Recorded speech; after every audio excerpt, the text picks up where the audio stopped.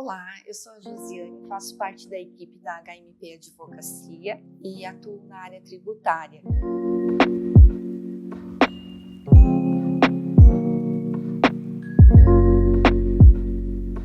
Então, estamos acompanhando constantemente as alterações e implementação da reforma tributária. Inclusive, no ano passado, já gravei um vídeo tratando sobre a reforma tributária, em que a gente apresentava todas as expectativas que tínhamos com a implementação da reforma tributária, inclusive algumas acabaram se confirmando nesse lapso temporal de um ano. O governo tem alguns objetivos com a reforma tributária, que é fazer o Brasil crescer de forma sustentável, de maneira justa, diminuindo as desigualdades sociais e regionais, diminuindo também a complexibilidade do sistema tributário, tudo para manter, então, a fiscalização e a transparência nesse novo modelo, nessa nova reformulação do nosso sistema tributário.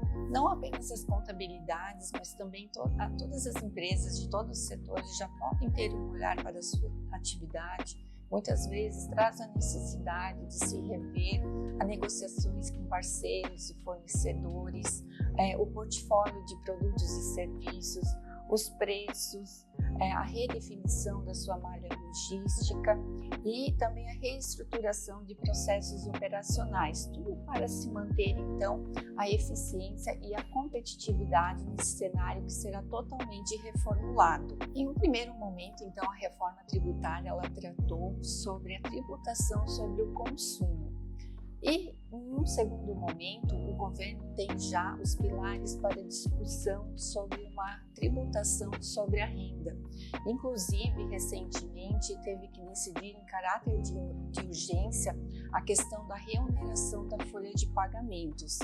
Então, esse já era um dos pilares que o governo havia disponibilizado, que seria um ponto de discussão na reforma tributária. Então, restou decidido que de 2025 a 2027 haverá uma redução gradual da alíquota sobre a receita bruta e, em paralelo, um aumento gradual da alíquota sobre a folha de pagamentos, para então, no ano de 2028, haver a cobrança integral da alíquota sobre a folha de pagamentos, ou seja, os 20%, e extinguindo qualquer desoneração. E durante todo o período de análise, então, da reforma tributária, teremos ajustes na tributação sobre o patrimônio. Um exemplo, que é um dos pilares de discussão da reforma tributária também, é a questão da progressividade da alíquota do ITCMD. Como sabemos, aqui em Santa Catarina, nós já seguimos uma tabela progressiva,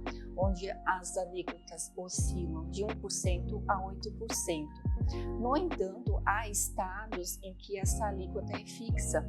Um exemplo é o estado de São Paulo, em que a alíquota é de 4%. Naquele estado já se notou um aumento relevante na constituição de holdings como uma forma de planejamento de se evitar uma duplicação dessa alíquota, Havendo alguma reforma em relação a essas alíquotas, pode-se chegar até 8%. Então, a reforma tributária está aí até o período de transição total, previsto para o ano de 2033. As empresas e as contabilidades terão que trabalhar em paralelo com os dois sistemas de tributação. Ou seja, o sistema atual que temos hoje, que é a cobrança dos impostos federais, IPI, PIS, COFINS, do imposto estadual do ICMS, do municipal ISS, e também em paralelo com os impostos substitutivos desses, que é o CBS para os impostos federais e o IBS para o imposto do estado e dos municípios. Os dois vão compor o IVA, que é o imposto sobre o valor agregado. Inclusive, eu já havia comentado no vídeo gravado no ano passado que o Brasil teria uma das alíquotas maiores do imposto sobre o valor agregado, o IVA, em comparação aos outros países.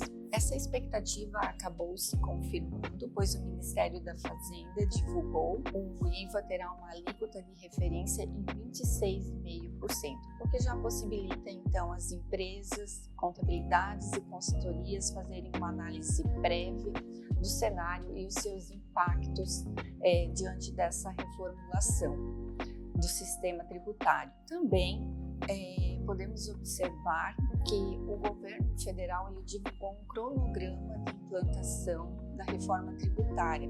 Esse cronograma ele vem sendo confirmado com excelência.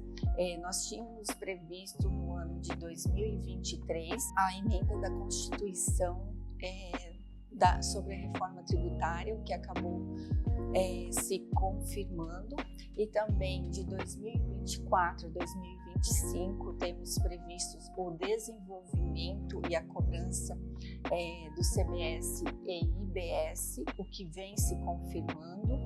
No ano de 2026 nós temos a implantação do novo sistema de cobrança do CBS, para que no ano então de 2027 ocorra a extinção dos nossos impostos federais atuais, que são IPI, PIS e COFINS.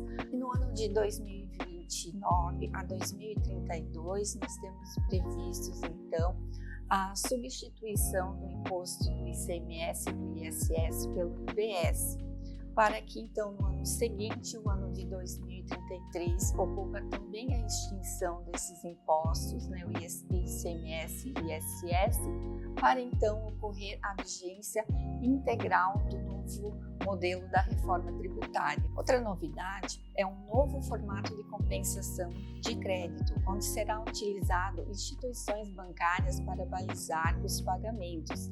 Na prática, a empresa só vai receber o seu crédito se houver o pagamento atrelado. Esse novo formato é chamado Split Payment.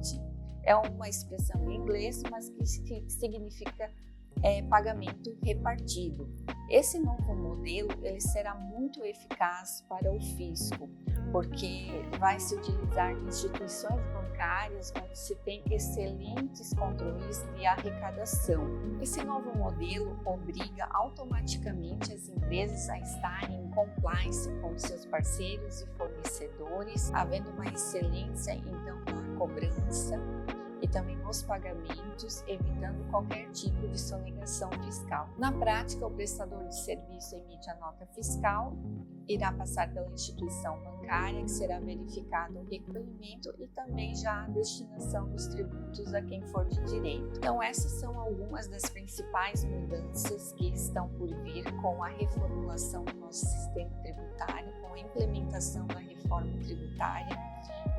Muitas das expectativas já acabaram se confirmando e temos outras também que estaremos acompanhando. Peço que nos sigam em nossas redes sociais para novas informações, novos conteúdos que serão postados semanalmente. Muito obrigada!